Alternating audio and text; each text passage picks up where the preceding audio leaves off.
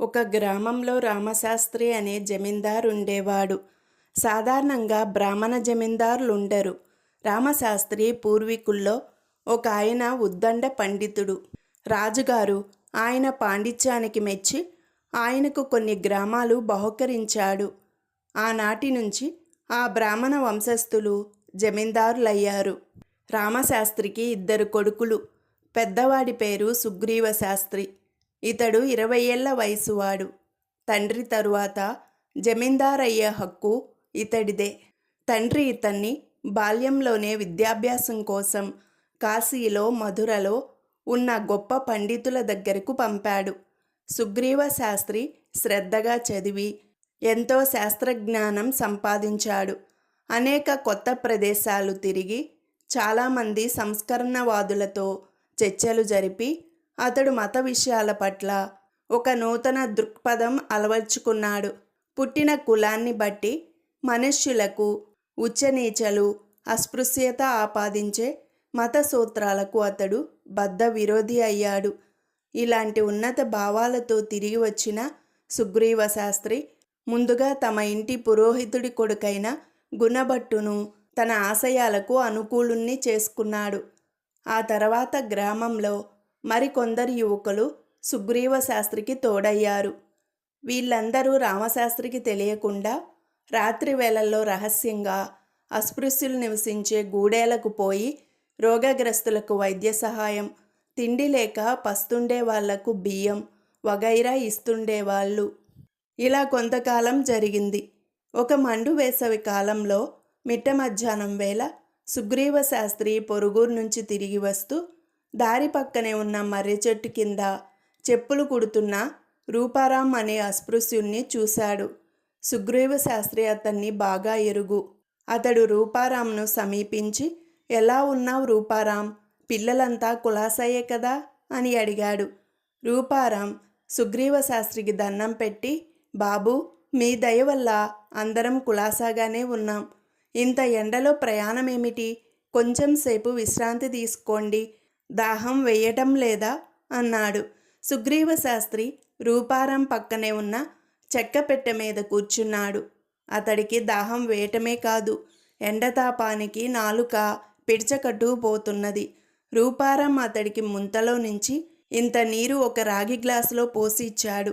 Sugriva Sastry glass అందుకొని తాగుతుండగా దారి మలుపులో నుంచి గుర్రబండి ఒకటి వేగంగా అటుకేసి వచ్చింది.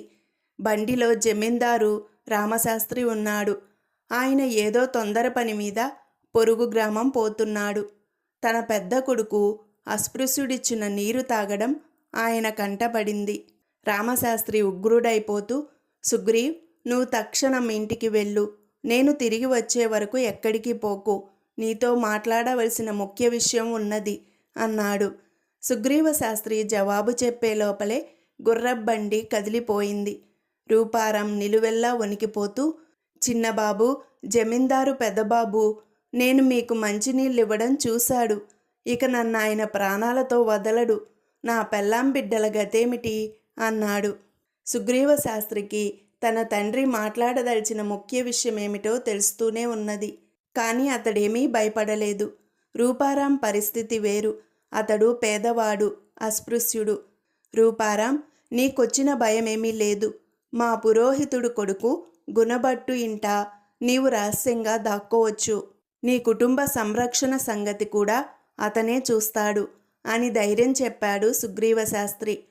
తరువాత అతడు ఇంటికి పోయి తల్లితో ఏమీ దాచకుండా చెప్పేశాడు.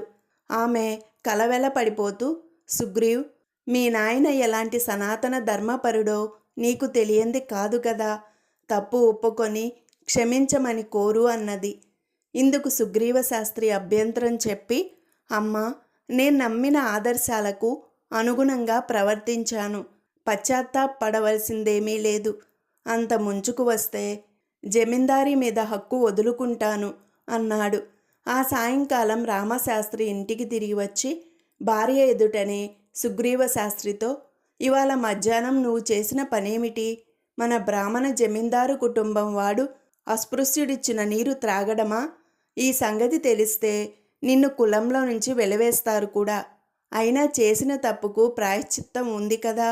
గోమయం తినడం ఆ ప్రాయశ్చిత్తంలో ముఖ్యమైంది. తరువాత కొద్ది రోజులు ఉపవాసం. దివాంజీకి ఇందుకు అవసరమైన ఏర్పాట్లు చేయమని చెప్పాను అన్నాడు. సుగ్రీవశాస్త్రి తండ్రికి జవాబివ్వకుండా మౌనంగా ఊరుకున్నాడు.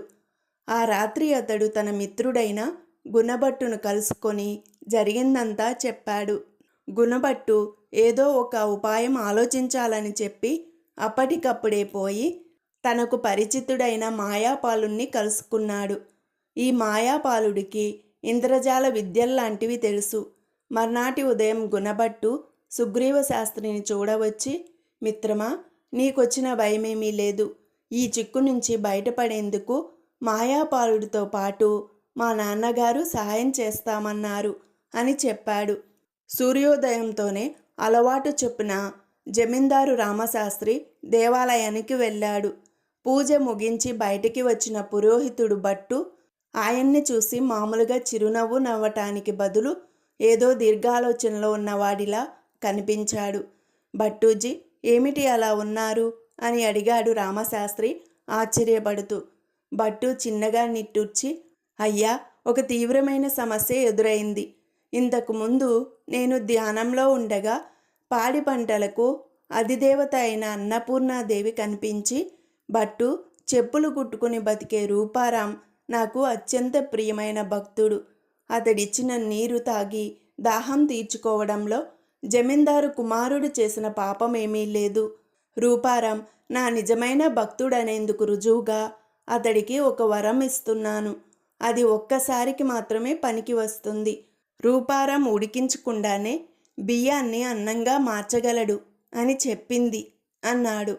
జమీందారు రామశాస్త్రి ఇవి నమ్మదగిన మాటలు కాదన్నట్టు అడ్డంగా తల తిప్పి, సరే భట్టూజీ, ఆ రూపారాంకు పరీక్ష పెట్టి చూద్దాం.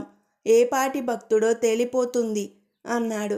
1-2 గంటల తరువాత జమీందారు భవంతికి ముందున్న ఆవరణలో రూపారాం భక్తి పరీక్షకు ఏర్పాట్లు జరిగాయి. భట్టూజీ ఒక కొమ్ము చెంబు తెచ్చి అందరి ఎదుటనే దానిని కడిగి రూపారాంకిచ్చే ముందు చెంబులో నీళ్లు పోసి కొన్ని బియ్యపు గింజలు వేశాడు. రూపారాం కొమ్ము చెంబు తీసుకొని ఒకసారి దేవాలయం కేసి తిరిగి దండం పెట్టి చెంబుకు ఉన్న కొమ్ములో నుంచి బలంగా 4-5 సార్లు ఊదాడు. వెంటనే చెంబులోని నీళ్ల మీద బాగా ఉడికిన కొన్ని అన్నం మెతుకులు తేలినాయి. ఈ అద్భుతం చూసి జమీందారు రామశాస్త్రి నిశ్చేష్టుడయ్యాడు. ఆయన అక్కడికక్కడే రూపారాంకు 2 ఎకరాల పొలం దానం చేసి కొడుకు సుగ్రీవ శాస్త్రిని కౌగిలించుకొని, సుగ్రీవ్, గట్టిగా కోపడినందుకు ఏమీ అనుకోకు అన్నాడు. ఆ సాయంత్రం సుగ్రీవ శాస్త్రి గుణభట్టు కలిసి మాయాపాలుణ్ణి చూడబోయారు. సుగ్రీవ శాస్త్రి మాయాపాలుడికి డబ్బు ఇవ్వబోగా అతడు నిరాకరించి, ఈ ఇంద్రజాలం కిటుకు చెప్పిన వాణ్ణి నేను, దాన్ని తెలివిగా అమలు జరిపిన వాళ్ళు భట్టూజీ, రూపారాంలు. నేను చెప్పిన విధంగా భట్టూజీ రహస్యంగా చెంబుకు ఉన్న కొమ్ము మెలికలో అన్నం మెతుకులు కొన్ని గట్టిగా దట్టించి అందరూ చూస్తుండగా చెంబులో నీళ్లు పోసి కడిగాడు. రూపారాం కొమ్ములో నుంచి గట్టిగా ఊదేసరికి అక్కడ అంటుకున్న అన్నం మెతుకులు చెంబులోని నీళ్లలో పడి పైకి తేలినాయి. ఈ అద్భుతం జమీందారు రామశాస్త్రి బాబులో పెద్ద మార్పు తెచ్చి తీరుతుంది అన్నాడు. అతడు ఊహించినట్టే ఆ తర్వాత జమీందారు రామశాస్త్రి తన జమీలోని పేదల, అస్పృశ్యుల పట్ల ఎంతో ఉదారంగా ప్రవర్తించుతూ మంచివాడని పేరు తెచ్చుకున్నాడు.